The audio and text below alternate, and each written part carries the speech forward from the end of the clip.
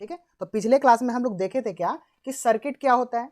तो सर्किट जो होता है वो लॉजिक गेट से बना होता है, means group of logic gate या फिर कॉम्बिनेशन ऑफ लॉजिक गेट, उसे हम बोलेंगे सर्किट। ठीक है।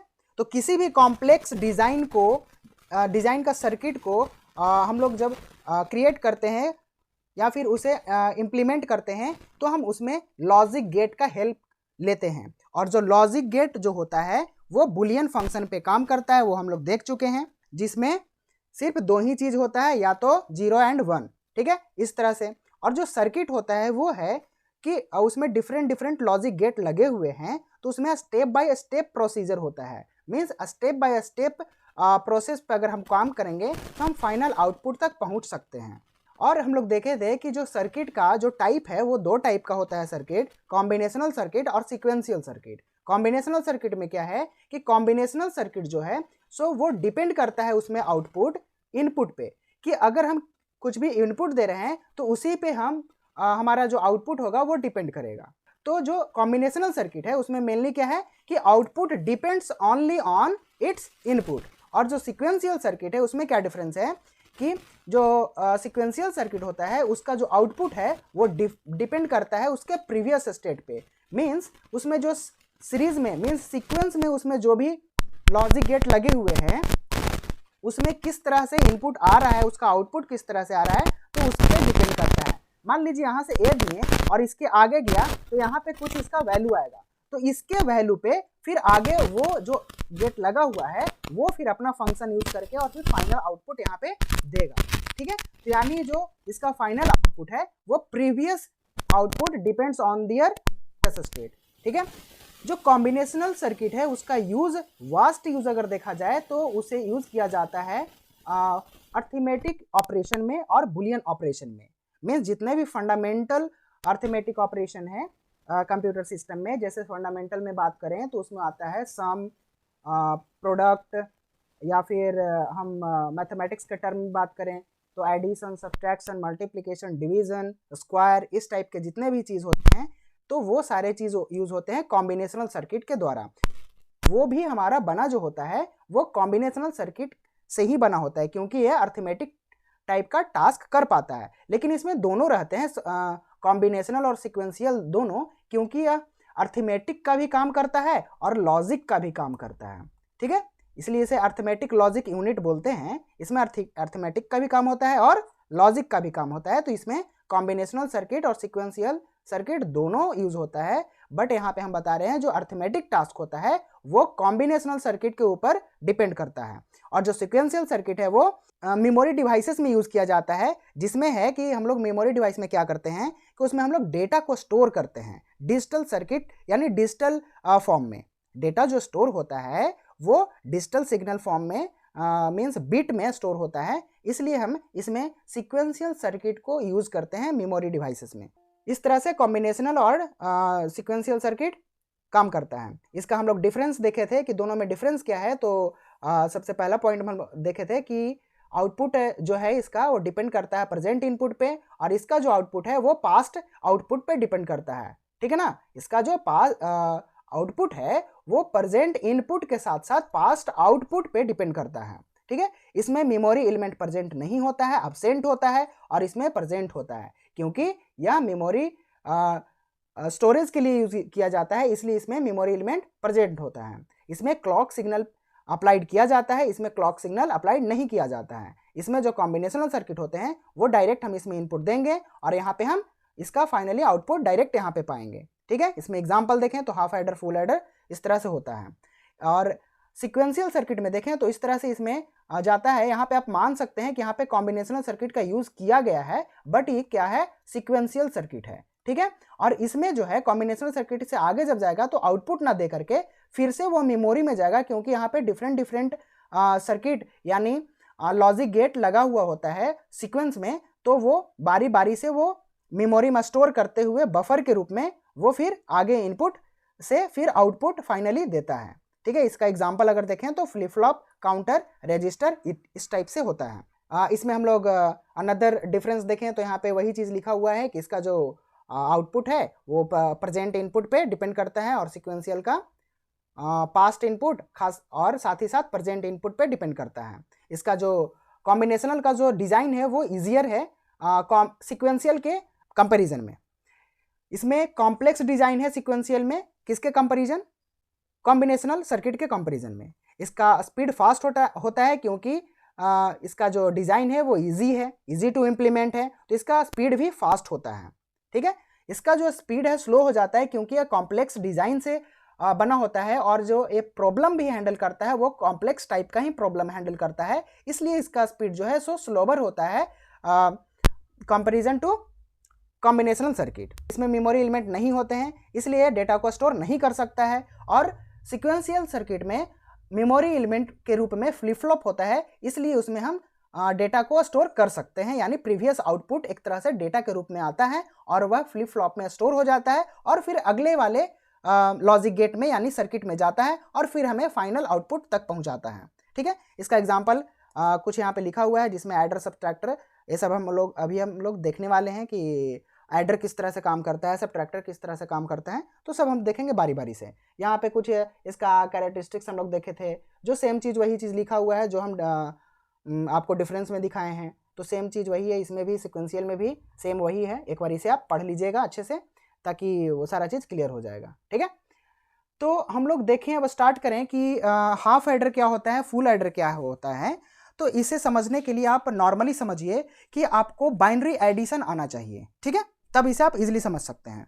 तो जैसे बाइनरी में हम ऐड करें, जैसे मान लीजिए बाइनरी में 2 ही नंबर होता है, 0 या 1, तो 0 + 0 अगर हम ऐड करेंगे तो क्या मिलेगा? 0। उसी तरह से 0 + 1 ऐड करेंगे तो 1 मिलेगा, 1 + 1 ऐड करेंगे तो कितना मिलेगा? 1 0 मिलेगा। ठीक है ना, लेकिन ऐसा लिखेंगे नहीं, कैसा लिखेंगे वो हम दिखाते हैं बेबी। अगर 1 + 0 ऐड करेंगे तो 1 मिलेगा। तो इस टाइप से हम एडिशन करते हैं। और भी हमारे पास अगर डेटा रहे कि 1 + 0 + 1 + इस तरह से किस तरह से करना है, तो वो भी हम इजीली कर सकते हैं नॉर्मली मैथमेटिक्स को लगा करके। ठीक है, तो यहाँ पे जो लिखा हुआ है इसका पहले हम डेफिनेशन देखें कि हाफ एडर किसे कहते हैं। तो जो हाफ एडर है वो एक डिजिटल सर्किट है, हम लोग जान रहे हैं कि यह डिजिटल सर्किट है। वो भी कौन सा डिजिटल सर्किट है? That adds 2 number. यहाँ पे खास करके आपको बात एक चीज ध्यान रखना है कि हाफ एडर जो है वो सिर्फ और सिर्फ जो एडिशन का काम जो करता है वो 2 बिट पे करता है। मीन्स उसमें 2 सिंगल डिजिट होता है जो कि बाइनरी नंबर पे होता है एंड जनरेट 2 आउटपुट, 2 आउटपुट देता भी है, जिसमें एक तो सम होता है और दूसरा कैरी होता है। तो इस तरह से हम एक बना सकते हैं कि मान लीजिए एक हम टेबल बना रहे हैं जिसमें हम 2 इनपुट दे रहे हैं, मीन्स 2 बिट का इनपुट दे रहे हैं, जिसमें पहला बिट ए है, दूसरा बिट बी है। तो 2 बिट में हम इनपुट दिए, तो इसका जो आंसर आने वाला है, जो आउटपुट आने वाला है, वो भी हमारे पास 2 बिट में ही आने वाला है। मीन्स 2 आउटपुट जनरेट करेगा। जो पहला आउटपुट होगा वो सम होगा। ठीक है, पहला जो आउटपुट होगा वो सम होगा और जो दूसरा आउटपुट है वो कैरी होगा। तो मान लीजिए कि यहाँ पे इनपुट में आप दे रहे हैं 0 ए के साथ और बी में भी दे रहे हैं इनपुट 0। ठीक है, दोनों क्या है? इनपुट है। ये दोनों क्या दे रहा है? आउटपुट दे रहा है। ठीक, तो 0 और 0 को अगर आप सम करते हैं तो कितना आएगा? 0 आएगा। तो कैरी भी इसका कितना आएगा? 0 आएगा। ठीक है, इस तरह से 0 + 1 अगर कीजिएगा तो सम जो है सो 1 आएगा, बट जो कैरी है वो 0 आएगा। ठीक, 1 + 0 अगर कीजिएगा तो सम आएगा 1 और कैरी 0। 1 + 1 अगर करते हैं, 1 + 1 क्या होता है? 1 + 1 जो है सो 2 हो जाता है, बट यहाँ पे अलाउड नहीं है क्योंकि हम बाइनरी एडिशन कर रहे हैं। तो 2 है सो बाइनरी नंबर नहीं है, 2 एक डेसिमल नंबर है, इसलिए हम 2 को हम क्या करते हैं? हम बाइनरी में चेंज कर लेते हैं। तो बाइनरी में चेंज करने के बाद 1 0 आता है। तो 1 0 हम यहाँ पे नहीं लिख सकते हैं क्योंकि जो हमारा आउटपुट आ रहा है वो सिंगल बिट में ही आएगा। जो आउटपुट आएगा वो सिंगल बिट में आएगा। तो सिंगल बिट किस तरह से लिखेंगे कि हम पहले भी हम लोग राइट साइड होता है, मीन्स यहाँ पे जो 1 0 लिखा हुआ है बाइनरी नंबर, उसका जो LSB है वो सम बनता है और जो MSB है वो कैरी बनता है। ठीक है, तो यानी हम सम में क्या लिखेंगे? ठीक है, इस तरह से हम लोग लिखते हैं। अब यहाँ पे आप एनालाइज कीजिए, सम आया है मेरा, जो सम आया है वो किस टाइप का आउटपुट दे रहा है, वो किस गेट के द्वारा इंप्लीमेंट कर सकते हैं, वो आप एनालाइज कर पा रहे हैं क्या? ये है आपका जोर गेट। क्या है? जोर गेट। अब इसी टाइप से आप बताइए कि जो कैरी है, जो कैरी है उसे आप कौन से गेट से इंप्लीमेंट कर सकते हैं? जो कैरी आया है, जो आउटपुट, यानी 0 0 पे आउटपुट इसका 0 आ रहा है, 0 1 पे आउटपुट 0 आ रहा है, 1 0 पे आउटपुट इसका 0 आ रहा है और 1 1 पे आउटपुट 1 आ रहा है। मीन्स हाई वैल्यू पे अगर दोनों इनपुट हाई हो जाए तभी इसका जो आउटपुट है कैरी का वो हाई आता है। ऐसा कौन सा गेट बोलता है कि इस तरह का टेबल हम क्रिएट कर सकते हैं? इनपुट दे रहे हैं तो हमारा वैल्यू भी हाई आएगा। ऐसा हम कौन सा गेट पे करते हैं? एंड गेट पे करते हैं। कौन सा? And gate. तो इस तरह से हम इंप्लीमेंट कर पाते हैं हाफ एडर को। तो हाफ एडर में मेन जो पॉइंट है वो हम बता चुके हैं, जिसमें हम लोग देखे हैं क्या कि हाफ एडर जो है एक कॉम्बिनेशनल डिजिटल सर्किट है जो दो वैल्यू को ऐड कर सकता है, दो सिंगल डिजिट बाइनरी नंबर को ऐड कर सकता है और जब जनरेट करेगा आउटपुट तो दो आउटपुट भी जनरेट करेगा, जिसमें जो पहला आउटपुट होगा वो सम के लिए होगा और दूसरा आउटपुट कैरी के लिए होगा। जिसमें हम यहाँ पे देखें कि जब सम इसका कर रहे हैं इस दो इनपुट देने के बाद, तो हमारा जो उसका इम्प्लीमेंटेशन है वो जॉर गेट से हो सकता है और जो कैरी है उसका इम्प्लीमेंटेशन एंड गेट से हो सकता है। तो हाफ एडर इस तरह से काम करता है। नेक्स्ट देखें फुल एडर। फुल एडर में क्या है कि फुल एडर 2 से ज्यादा बिट पे काम करता है, 2 से ज्यादा बिट पे काम करता है। यहां पे लिखा हुआ है कि full adder is digital circuit, तो ये भी एक तरह का कॉम्बिनेशनल डिजिटल सर्किट है। ठीक है, कॉम्बिनेशनल डिजिटल सर्किट जो ऐड करता है 3 बाइनरी डिजिट को। ठीक है, 3 और मोर देन लिख सकते हैं इसको, 3 और मोर देन 3। तो 3 एंड मोर देन 3 नंबर को इसमें हम ऐड कर सकते हैं फुल एडर में। तो इसमें किस तरह से होता है कि अगर हम इनपुट दे रहे हैं 3 इनपुट, तो उसमें सबसे पहले 2 इनपुट को ऐड करेंगे और उसका आउटपुट जो आएगा, तो उसका जो आउटपुट आएगा उसको हम लेकर के सी में इन कर देंगे, सी में इन कर देंगे, यानी सी के साथ उसे हम ऐड कर देंगे। अगर और भी इनपुट रहेगा तो इसका इनपुट आउटपुट आएगा वो अगले वाले में ऐड हो जाएगा, फिर उसका आउटपुट आएगा वो अगले वाले में ऐड हो जाएगा। जैसे मान लीजिए कि a plus B plus C plus D 4 input है हमारे पास, है ना, 3 या 3 से ज़्यादा बोल रहा है तो हो सकता है। तो इसमें क्या करेंगे कि पहले हम लोग नॉर्मली फंडामेंटल मैथमेटिक्स भी पढ़ते थे, तो उसमें क्या करते थे कि पहले हम ए बी को जोड़ेंगे, जो आंसर आएगा उसको इसके साथ ऐड कर देंगे, मीन्स अगले वाले के साथ। अगला यहाँ पे क्या है? सी है। फिर वो जो आंसर आएगा तो इसके साथ ऐड कर देंगे। जैसे मान लीजिए कि 2 3 4 प्लस 5 इस तरह से दिया हुआ है, तो किस तरह से ऐड करेंगे कि 2 और 3 5 होता है, तो 5 प्लस 4 ऐड करेंगे। अब तो 5 प्लस 4 कितना होता है? 9 होता है। तो 9 प्लस, अब आगे वाला 5 है तो 9 प्लस 5 करेंगे। ठीक है, यानी फाइनली हमारा आंसर आ रहा है 13। तो इस टाइप से भी हम यहाँ भी करते हैं। तो सेम एज इसी टाइप से हम इसमें भी करेंगे, लेकिन यहाँ पे क्या होगा? बाइनरी नंबर होगा, क्योंकि हम बाइनरी यानी बुलियन अलजेब्रा पढ़ रहे हैं। तो बुलियन अलजेब्रा बाइनरी नंबर पे काम करता है और हम लोग यहाँ पे जो डिजिट भी यूज कर रहे हैं वो बाइनरी डिजिट यूज कर रहे हैं। ठीक है, और फुल एडर बाइनरी पे ही काम करता है। तो यहाँ पे बाइनरी पे हमारे पास यहाँ पे एग्जाम्पल के रूप में 3 इनपुट ले रहे हैं। ठीक है, 3 बिट में इनपुट ले रहे हैं ए बी सी। तो इसका जो आउटपुट है वो सेम एज हाफ एडर के जैसा ही है कि इसमें भी 2 आउटपुट आएगा, एक तो सम आएगा, दूसरा कैरी आएगा। एक तो सम आएगा और दूसरा कैरी आएगा, जिसको हम सी आउट लिख रहे हैं। तो यहाँ पे देखिए कि ए में हम 0 दिए, बी में भी 0 दिए और सी में भी 0 दिए, तो क्या आउटपुट आएगा सम में? तो सम में भी 0 आएगा और कैरी में भी 0 आएगा, क्योंकि कुछ है ही नहीं डिजिट, 0 है तो 0 का सम भी 0 और कैरी भी 0। उसके बाद ए में 0, बी में 0, सी में 1, तो सम में 1 और कैरी में भी 0।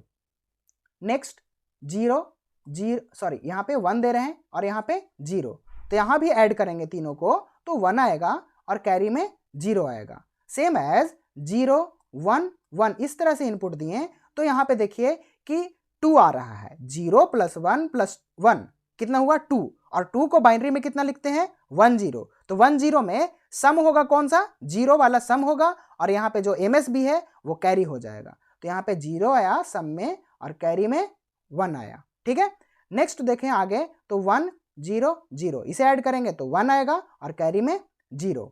आगे चले तो 1 0 1। यहाँ पे देखिए तो क्या है हो रहा है, यहाँ पे देखें तो 1 0 और 1 को ऐड करेंगे तो 2 होगा, और 2 फिर उसी तरह से काम करेगा जैसे बाइनरी में करता है, यानी सम में 0 आएगा और कैरी में 1 आएगा।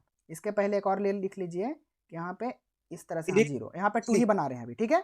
तो 1 + 1 कितना होगा 2, यानी यहाँ पे भी 0 और यहाँ पे 1 1 1 1 है अगर, यानी 3 आ रहा है, और 3 का जो बाइनरी नंबर होता है वो 1 1 होता है। तो इसमें एलएस भी जो है सो सम बनेगा और एमएस भी कैरी बनेगा। तो इसी तरह से यहाँ पे भी लिख लीजिए सम में 1 और कैरी में भी 1। जो फुल एडर होता है वो सिंगल गेट से इंप्लीमेंट नहीं हो सकता है। क्यों नहीं हो सकता है? क्योंकि इसमें मल्टीपल इनपुट आ रहे हैं, मीन्स 3 और मोर देन 3 आ रहा है इनपुट, इसलिए यह सिंगल गेट से इंप्लीमेंट नहीं हो सकता है, इसमें मल्टीपल गेट लगेगा। यहाँ पे 2 ही इनपुट फिक्स था, इसलिए हम बता सकें कि सिंगल गेट से इंप्लीमेंट हो सकता है सम, और कैरी भी सिंगल गेट से इंप्लीमेंट हो सकता है। मीन्स कैरी जो है सो एंड से इंप्लीमेंट हो जाएगा और सम जो है सो एक्सॉर से इंप्लीमेंट हो जाएगा। बट यहाँ पे 3 इनपुट आ रहा है, इसलिए इसमें जो सम है या फिर सी आउट है तो सिंगल गेट से इंप्लीमेंट नहीं हो सकता है। तो मल्टीपल गेट जो लगता है वो इनपुट पे डिपेंड करता है को किस टाइप का इनपुट आ रहा है। स्ट्रक्चर अगर देखें, लॉजिकल डिजाइन देखें सर्किट का, तो उसको आप देखने के लिए इस तरह से उसे बना सकते हैं। उसमें 3 इनपुट लिए तो 2 इनपुट जो है वो डायरेक्टली जॉर गेट में गया, और जो यहाँ पे एक और इनपुट है वो एंड गेट में गया, लेकिन सॉरी यहाँ पे एंड गेट में गया। इसका जो इनपुट है वो इसी से जा रहा है। तीसरा जो इनपुट है, मीन्स यहाँ ले लेते हैं ए, यहाँ बी और यहाँ सी। जो सी इनपुट है वो अगले वाले जॉर गेट में जाएगा, उसके बाद यहाँ पे एक और गेट लगेगा कि आप इसका जो आउटपुट निकाले हैं, मीन्स यहाँ पे जो जॉर गेट का आउटपुट निकाले हैं वो अगले वाले एंड गेट के साथ जाएगा, और यहाँ से जो आउटपुट निकला है वो अगले वाले और गेट के साथ, और यहाँ पे जेड का भी सी का इनपुट इसमें चला जाएगा। थोड़ा सा ये कॉम्प्लेक्स डिजाइन दिख रहा है लेकिन है नहीं वैसे, ठीक है। तो यहाँ से जब आउटपुट यहाँ से जाएगा तो जो यहाँ आया मीन्स डायरेक्ट जॉर गेट से, तो जॉर गेट से जो आ रहा है वो 2 जॉर गेट लगाने के बाद यहाँ पे सम मिलेगा, 2 जॉर गेट लगाने के बाद यहाँ पे सम मिलेगा। और यहाँ पे जो है कैरी जो है वो 2 एंड लगाने के बाद यहाँ पे एक और गेट लगेगा, तब यहाँ पे कैरी आएगा। तो इस टाइप से इसे हम मल्टीपल लॉजिक गेट लगा करके इसे हम इंप्लीमेंट कर सकते हैं। इसे हम सिंगल गेट से इंप्लीमेंट नहीं कर सकते हैं। क्लियर है सभी को? आगे चलते हैं, देखते हैं मल्टीप्लेक्सर एंड डीमल्टीप्लेक्सर। मल्टीप्लेक्सर क्या है और डीमल्टीप्लेक्सर क्या है? तो मल्टीप्लेक्सर जो है उसमें आप सिंपली समझिए, तो इसे आप पहले एक डायग्राम बना रहे हैं, उसमें देखिएगा कि मान लीजिए कि ये एक कॉम्बिनेशनल सर्किट है।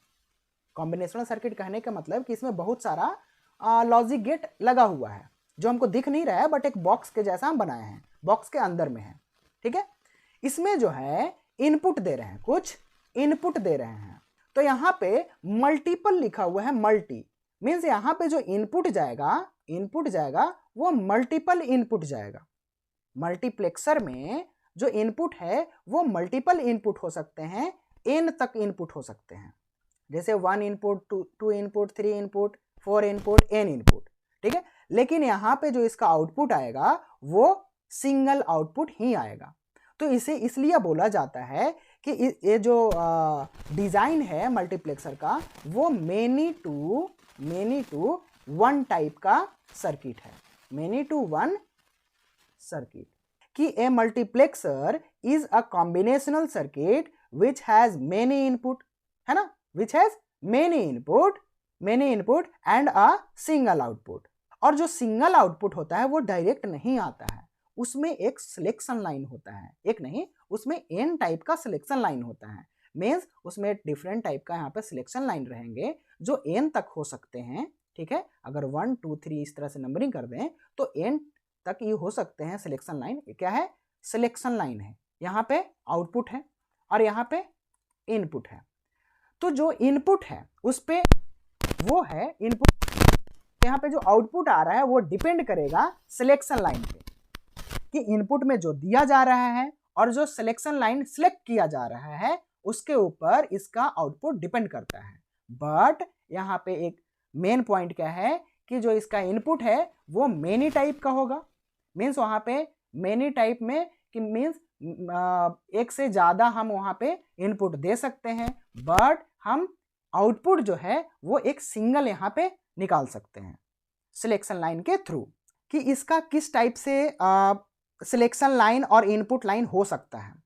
जैसे यहाँ पे जो सिलेक्शन लाइन है तो सिलेक्शन लाइन पे ही हमारा इनपुट भी डिपेंड करेगा और आउटपुट भी डिपेंड करेगा। मान लीजिए कि सिलेक्शन लाइन n है, मान लीजिए कि सिलेक्शन लाइन n है, तो उसका जो इनपुट है वो 2 के पावर n हो सकता है। तो सिलेक्शन लाइन में मान लीजिए कि हमारे पास 2 सिलेक्शन लाइन है, तो इनपुट कितना होगा? अगर 2 सिलेक्शन लाइन है, इनपुट कितना होगा बताइए? 2 के पावर 2 मीन्स 4 इनपुट। यानी जो इसका स्ट्रक्चर बनेगा वो इस टाइप से बनेगा कि एक मक्स है, इसे हम शॉर्ट फॉर्म में मक्स बोलते हैं, MUX,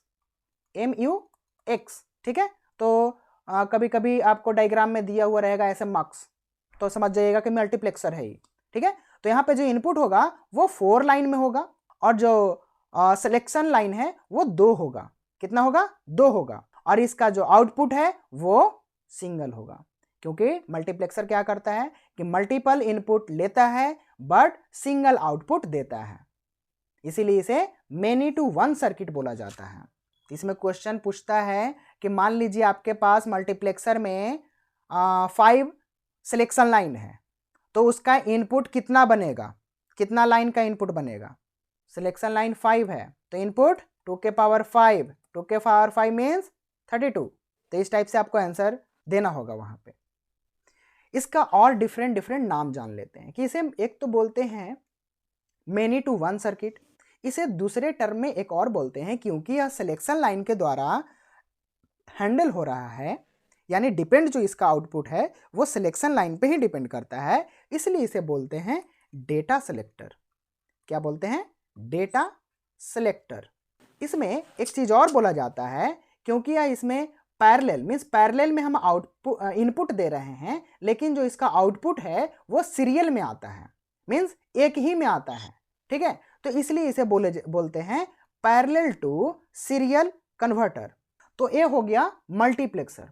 अब इसी के जस्ट उल्टा मीन्स अपोजिट डीमल्टीप्लेक्सर काम करता है, जिसे हम शॉर्ट में बोलते हैं डीमस्क। इसी का जस्ट उल्टा कहने का मतलब कि इसका जो डिजाइन होता है, सर्किट का जो डिजाइन होता है, जिसमें हम एक इनपुट देते हैं बट मल्टीपल आउटपुट पा सकते हैं। जो मल्टीपल आउटपुट पाएंगे वो किस पे डिपेंड होगा? सिलेक्शन लाइन के ऊपर, ठीक है। सिलेक्शन पे डिपेंड करेगा, सिलेक्शन लाइन के ऊपर डिपेंड करेगा इसका आउटपुट। इसमें जो इनपुट है वो हम सिंगल इनपुट देते हैं, इसीलिए इसे हम बोलते हैं one two many circuit. Next इसका और भी नाम है क्या? Data distribution. क्यों? क्योंकि हम एक ही यहाँ पे दे रहे हैं इनपुट और हमारे पास इसी के ऊपर डिफरेंट आउटपुट आ रहा है। मीन्स मान लीजिए कि आपके पास कोई एक टॉफी है बड़ा सा, ठीक है, और उसे 10 लोगों में बांटना है। डिस्ट्रीब्यूशन के ही मेथड के को अप्लाई करके हम किसी भी लोगों के बीच में हम डिस्ट्रीब्यूट कर सकते हैं उस टॉफी को। तो सेम एज यहाँ पे भी करता है कि इनपुट जो भी हम दिए हैं उसमें हमारा जो आउटपुट आ रहा है वो डिफरेंट आउटपुट आ रहा है, इसलिए हम इसे बोल रहे हैं कि डेटा डिस्ट्रीब्यूटर। एक तो है वन टू मेनी सर्किट, दूसरा डेटा डिस्ट्रीब्यूटर। इसमें सिलेक्शन का किस तरह से बात होता है कि इसमें भी सेम एज उसी टाइप से होता है कि इसमें सिलेक्शन लाइन दिया हुआ रहेगा। मान लीजिए सिलेक्शन लाइन n है, तो उसका जो आउटपुट है वो 2 के पावर n हो जाएगा। यहां पे इनपुट 2 के पावर n हो रहा था, जस्ट इसी के अपोजिट डीमस्क में 2 के पावर n आउटपुट हो जाएगा। तो इसमें भी मान लीजिए कि डेटा सिलेक्शन जो है, डेटा सिलेक्शन उसमें 4 इनपुट है, 4 इनपुट डेटा सिलेक्शन के रूप में है। इनपुट तो हमारा 1 ही आ रहा है, इनपुट कितना आ रहा है, 1 ही आ रहा है, एक से ज़्यादा आ ही नहीं सकता है। जिस तरह से इसमें एक आउटपुट आ रहा था उसी तरह से इसमें एक इनपुट आ रहा है, बट यहाँ पे जो सिलेक्शन की बात हो रही है उसमें n आ सकता है, तो n के जगह पे हम 4 रख रहे हैं, मीन्स सिलेक्शन लाइन में 4 आ रहा है लाइन एक्टिव होकर के। तो इसका आउटपुट कितना आएगा, तो इसका आउटपुट जो है वो 2 के पावर 4 हो जाएगा, मीन्स कितना, 16। अब देखिए एक चीज और इसमें पूछता है कि इसका जो डिजाइनिंग है, मान लीजिए कि यहाँ पे इसको तो बोल सकते हैं कि डी मस्क है ही, बट इसी में आपको दे दिया जाए कि 1:32, मीन्स कि 1 इनपुट है, 1 इनपुट है और 32 आउटपुट है, तो इसमें सिलेक्शन लाइन कितना होगा। क्वेश्चन थोड़ा सा घुमाएगा कि 1:32 कहने का मतलब कि जो 1 है वो इनपुट है और 32 आउटपुट है, तो इसका सिलेक्शन लाइन कितना होगा, सिलेक्शन लाइन कितना होगा। तो 32 को आप देखिए कि 2 के पावर में कितना लिख सकते हैं, तो इसका 2 के पावर में 5 लिख सकते हैं, मीन्स 5 सिलेक्शन लाइन हो जाएगा। इसी तरह से इसमें भी पूछ सकता है कि 32:1 है, मीन्स पहला वाला इनपुट है और सेकेंड वाला आउटपुट है, मीन्स 32 लाइन में हम इनपुट दे रहे हैं और 1 बिट में आउटपुट पा रहे हैं, तो इसमें भी सिलेक्शन लाइन कितना होगा। तो सेम एज इसी टाइप से निकालेंगे, हम 32 को देख लेंगे कि 2 के पावर में कितना आएगा, तो 2 के पावर में 5 आ रहा है, तो जो पावर में आ रहा है वही मेरा सिलेक्शन लाइन है, ठीक है। तो यहाँ पे भी 5 सिलेक्शन लाइन हो जाएगा। तो सिलेक्शन लाइन निकालने के लिए क्या करेंगे कि 2 का पावर देखेंगे कि किस टाइप से वो इवेल्युएट हो पा रहा है। देखिए अब हम लोग देख लेते हैं डिकोडर और इनकोडर, डिकोडर और इनकोडर। तो इसका भी अगर डेफिनेशन देखें तो सेम एज उसी के जैसा है कि it is also a combinational circuit, जिसमें हम लोग क्या करते हैं कि यहाँ पे है कि मल्टीपल इनपुट देंगे और मल्टीपल आउटपुट पाएंगे।